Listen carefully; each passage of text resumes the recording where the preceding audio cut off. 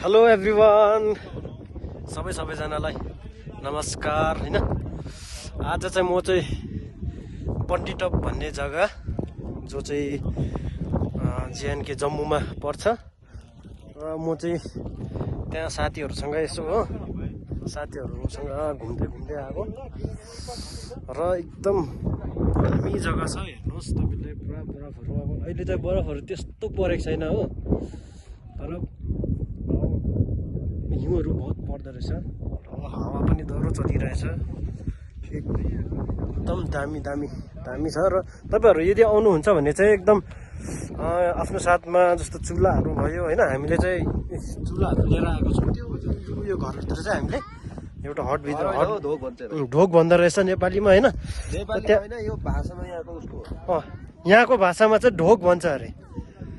र ढोकभित्र चाहिँ हामीले के गरेको छौँ भने सानो ग्यासको माथि जस्तो चुल्हा पनि हुन्छ नि हैन, त्यो चुल्हाबाट लिएर चाहिँ त्यहाँदेखि म्यागी प्लस हाम्रोमा के छ, दारु खानेले दारुहरू पनि लिएर आएको छ हैन। दारु भयो, त्यहाँदेखि अरू के छ, पानीहरू हामीले तलैबाट लिएर आएको छौँ गाडीमा। र अनि जब घाँस हुन्छ तब यहाँ भेरा लिएर आउँछ यो ढोकमा। यस्तो रहेछ गाइज, यो चाहिँ ढोक भन्दो रहेछ हैन। ढोकमा चाहिँ म पनि अहिले भर्खर हाम्रो गुरुजीले भन्दाखेरि चाहिँ मलाई चाल पाएँ। यसमा चाहिँ जस्तो अब बरफबारी धेरै भयो भने हैन, अहिले घाँस छैन नि त, अहिले बरफ परेछ। अहिले घाँस छैन, जस्तै अब बरफ परेछ, त्यही भएर घाँसहरू छैन हैन।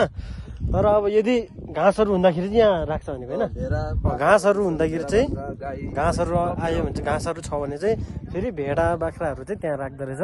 अहिलेको लागि चाहिँ हामीले गाइस त्यो भित्र हामीले नास्ताहरू के अरे भन्छ, यो मेगीहरू बनाइरहेको छौँ हैन।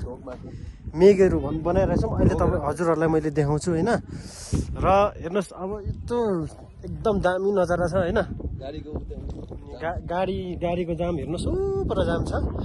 गाडी अलिकमा देखाउँला तपाईँलाई हैन। अनि त्यो भयो, त्यहाँ रोडदेखि चाहिँ फेरि सट्टा हामीले हिँडेर आउनु पर्ने रहेछ हैन। यता चाहिँ हाम्रो गुरुजी हो, मभन्दा सिनियर गुरुजी हैन। हाई गरिदिनु। हाई छ सबैलाई, नमस्कार छ भ्लगमा।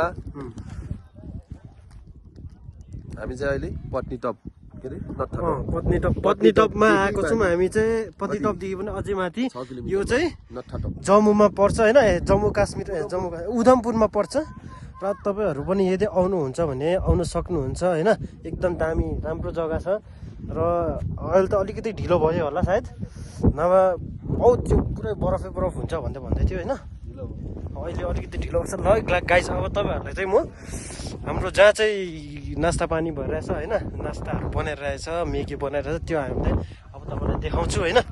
यस्तै हुँदो रहेछ जिन्दगी। अब यार एक दुई दिनको जिन्दगी यसरी नै हैन, घुमेर अनि मजा गरेर बिताउनु पर्छ हैन। अब हेर्नुहोस् यहाँ चाहिँ एकदम हाम्रो ग्रुपहरू चाहिँ लाग्दैछ। ये हेर्नुहोस् यो हो, तलबाट लिएर आएको किचन। यहाँ हाम्रो किचन एकदम मेगी बनाइरहेछ हैन। देन आफ्टर यो देखौँ मेगी चाहिँ यसरी बनिन्छ साथीहरू,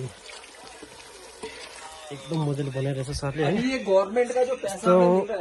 यहाँ चाहिँ फेरि के भन्छ, भेडा बाख्राहरू राख्ने खालको रहेछ यस्तो रहेछ हो, एकदम लाग्दो रहेछ।